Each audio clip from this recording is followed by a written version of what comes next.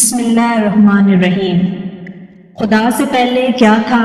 اللہ تعالیٰ کون ہے؟ اللہ تعالیٰ کی تخلیق کس نے کی؟ اللہ تعالیٰ فرماتے ہیں کہ میں تمہاری رگ جان سے بھی قریب ہوں۔ تو جب اللہ تعالیٰ ہمارے اتنے قریب ہیں تو ہمیں نظر کیوں نہیں آتے؟ اس کی کیا وجہ ہے؟ ان شیطانی سوالوں کا جواب آج اس ویڈیو میں ہم قرآن و حدیث کی روشنی میں جانیں گے۔ شیطان جو کہ انسان کا کھلا دشمن ہے اور کسی بھی طرح انسان کو اطمینان اور سکون سے رہنے نہیں دیتا، بلکہ اس کے ایمان اور یقین کے اعتبار سے اس کے دل میں وسوسے ڈالتا رہتا ہے۔ اس کی ہر طرح کی کوشش ہوتی ہے کہ انسان کو اس کے مالک کے خلاف مرغلاتا رہوں، کہ اس کا سکون اور چین غارت کر دوں اور اس کو راہ راست سے دور کر دوں۔ جب اس پر بس نہیں چلتا تو سب سے اہم عبادت نماز میں وسوسے اور خیالات ڈالتا رہتا ہے۔ شیطانی وسوسے میں سب سے اہم اور خطرناک وسوسہ یہ ہے کہ ساری کائنات کا خالق اللہ ہے تو استغفر اللہ کا خالق کون ہے؟ چونکہ بعض کمزور دل انسانوں پر ان وسوسوں کا اس قدر اثر ہوتا ہے کہ وہ تنگی، بے چینی، حسرت، ندامت اور خوف اور دہشت کی وجہ سے پریشان رہتے ہیں۔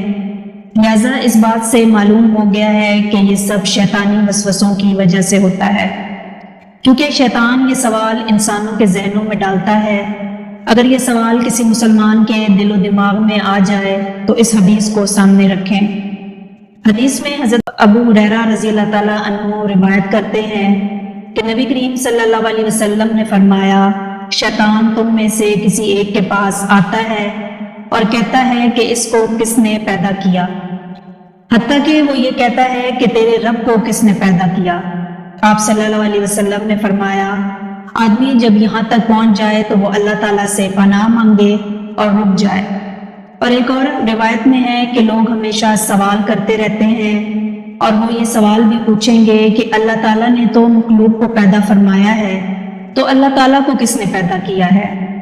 تو ابو ہریرہ رضی اللہ تعالیٰ عنہ بیان کرتے ہیں کہ میں ابھی مسجد میں ہی تھا کہ میرے پاس کچھ بدو لوگ آئے۔ انہوں نے کہا کہ یہ لوگ تو اللہ تعالیٰ نے پیدا فرمائے ہیں، لیکن سوال یہ ہے کہ اللہ تعالیٰ کو کس نے پیدا فرمایا ہے؟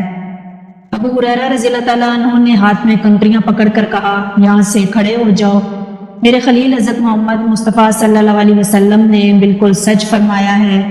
بلکہ انس بن مالک رضی اللہ تعالیٰ عنہ سے بھی روایت ہے کہ رسول پاک صلی اللہ علیہ وسلم نے فرمایا کہ آپ کی امت کے لوگ ہمیشہ یہ سوال کرتے رہیں گے کہ یہ کیا ہے کہ اس مخلوق کو تو اللہ تعالیٰ نے پیدا فرمایا ہے تو اللہ تعالیٰ کو کس نے پیدا کیا ہے؟ اس بارے میں حکم یہ ہے کہ ان وسوسوں کے وقت اللہ تعالیٰ کی پناہ مانگیں اور اس سے بچنے کے لیے کسی اور کام میں مشغول ہو جائیں۔ لیکن اس کے بارے میں یہ حکم بالکل نہیں ہے کہ اس پر غور کیا جائے یا دلیل دی جائے۔ اس بات کا یقین رکھو کہ اللہ تعالیٰ اپنے معجز سے بے نیاز ہے۔ ایک ضروری امر ہے جس میں کسی قسم کے مناظر کی کوئی گنجائش نہیں، اور پھر اس مسئلے میں زیادہ سوچ وچار کرنے سے انسان کی حیرت میں اضافہ ہوگا، اور جس کا حال یہ ہو تو وہ اللہ تعالیٰ کی طرف رجوع کرے اور شیطان سے پناہ مانگے اور اللہ تعالیٰ سے وابستگی اختیار کرے۔ اگر کوئی کافر یا مشرک یہ کہے کہ ہر چیز کو پیدا کرنے والا اللہ تعالیٰ ہے تو اللہ تعالیٰ کو پیدا کرنے والا کون ہے؟ ایسے لوگوں کے سوالوں کا کوئی جواب نہیں، کیونکہ یہ قرآن و سنت کو مانتے ہی کب ہیں۔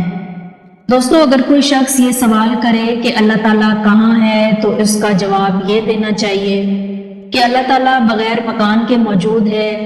یہ تعبیر اہل علم حضرات کی ہے۔ اللہ تعالیٰ حاضر و ناظر ہے، اللہ تعالیٰ ہر جگہ موجود ہے، مغرب اور مشرق اللہ تعالیٰ کا ہی ہے۔ بے شک میرا رب رحیم ہے اور وہ توبہ قبول کرنے والا ہے۔ حضور پاک صلی اللہ علیہ وسلم فرماتے ہیں کہ اللہ تعالیٰ بندے کی شہرگ سے بھی قریب ہیں۔ اللہ تعالیٰ قرآن میں ارشاد فرماتے ہیں کہ تم سے زیادہ ہم اس کے قریب ہوتے ہیں، لیکن تم دیکھتے نہیں۔ تم جہاں کہیں ہو اور اللہ تعالیٰ تمہارے ساتھ ہے، اور جو کچھ تم کرتے ہو اللہ تعالیٰ اس کو دیکھ رہا ہے۔